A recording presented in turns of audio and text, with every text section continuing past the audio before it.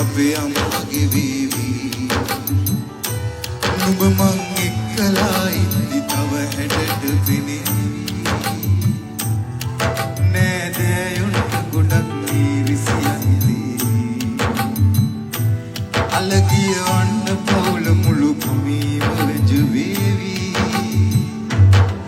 දරුවන් ඉපදී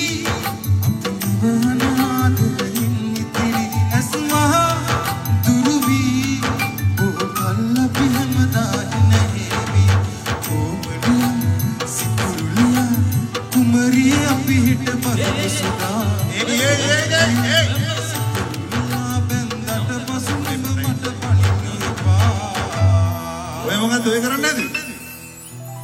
හා?